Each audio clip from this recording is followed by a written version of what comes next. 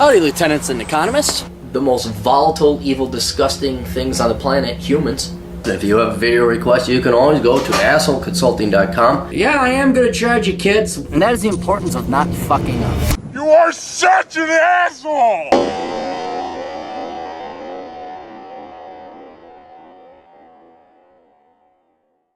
Hey all, the old Capmeister here, and we have an email from a young lady, I presume, who would like to remain anonymous. I don't know why, but we will keep you anonymous. Hi Aaron, could you please make a short video discussing your religious and spiritual views and your opinion on the concept of religion in general, the pros and the cons? From viewing the videos on your YouTube page, I assume you're agnostic. Thank you for knowing that! Everybody's like, oh, Clary's an atheist. I'm like, I'm not an atheist. Same thing when I go to parties when I was in my 20s. He's a Republican. I'm like, no, I'm a libertarian. It's $70,000. Anyone can tell me what movie that's from, I'll be impressed.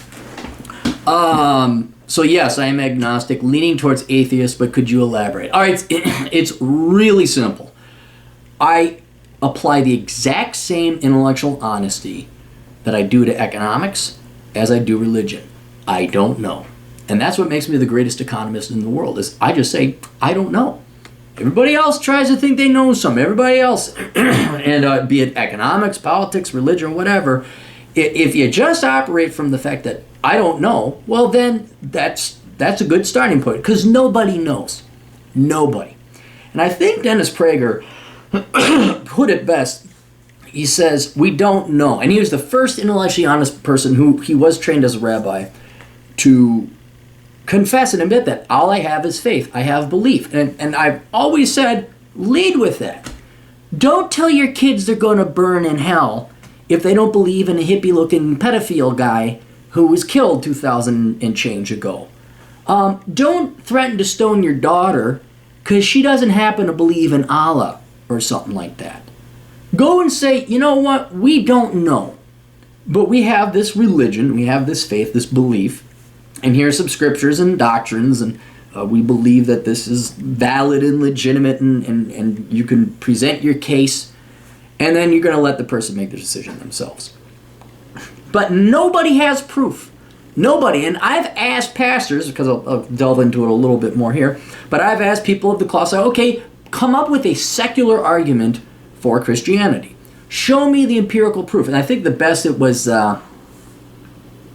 Tiberius? Was that the Roman author? He was not Christian, but he chronicled and was a historian of Christian stuff. And that was about the closest you could get to a secular argument for a particular religion or not. But not one person of the cloth has been able to come in, well, okay, you are a secularist, you don't believe in this, let me give you the argument in the case.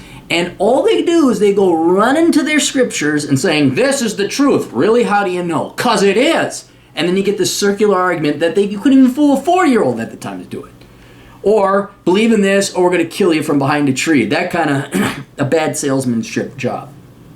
So that's the premise that I operate from, is I don't know. And what I don't know is there a God or not? I would tend to believe yes, there is. Because I don't believe this just happened accidentally. You could still say the Big Bang Theory, you could say the point of singularity, and I do. I watch a ton of videos on astronomy and how it was a singularity at one point, and the universe is expanding. We can extrapolate to where it was, however many billions of years ago. But it still doesn't preclude why these particular laws of physics. Why this? Why that? Why does suns and stars operate the way they do? There's a lot of law and rules already written into the universe and its mere existence that if I had to put money on, I'd say, yeah, there is a God. Which one it is, you got me. He may not even know we're here. Couldn't even care less, maybe. You don't know. But that's, it literally says, maybe. That's what it is. So I wouldn't say atheist, because I always leave that out there. Now, let's talk about some pros and cons about religion.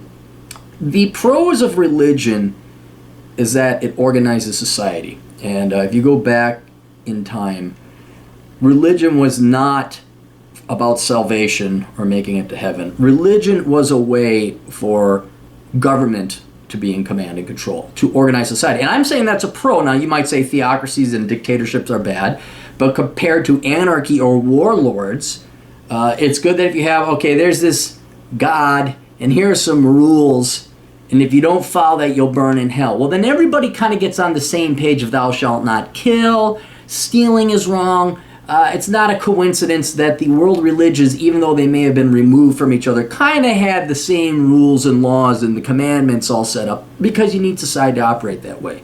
So I think from a much more practical and functional matter, religion was created first and foremost as, one, a means by which to have law and organize society, two, to put certain people in command. And I will admit that's a con of religion, where it's like, oh, I'm God's representative. And what was it? I think it was in 800 AD, the papacy, the popes, the Vatican, was just this debaucherous, it was orgies, and it was a joke. It was a joke. But boy, they sure live nice in the Vatican City, don't they? Nobody's missing no meals over there. So religion has been used and been abused. Look at the Ayatollah in Iran. It's like, hey, God's on my side, screw all of you. And if you don't, we're going to kill you. So it's there's a drawback there. But compared to nothing, pure anarchy, pure chaos, where it's just might makes right, religion does have a good thing. I also think religion is good for the soul. And this is where I'm running into it now. I finally got done, getting through Maslow's hierarchy of needs. I don't worry about where I'm going to eat next. I don't worry about homelessness. I don't worry about food or finances. I got things taken care of. I'm a minimalist. And then once you cross that finish line, you're like, yeah, I did it. And you're like, hey, now what? And then you get to, when you're occupied thinking about putting food on the table and just surviving, you don't think about the afterlife. When you really think about, man, that's going to suck if we die and there's nothing else. That's it. Like, this was it. And that's the abyss that a lot of people can't look into and without looking back at them. And that's where I really get pissed off. Is I'm like, you got to be kidding me. This is just, it's a joke then. It's just a joke. And I would like for there to be a God. I would like for there to be an afterlife.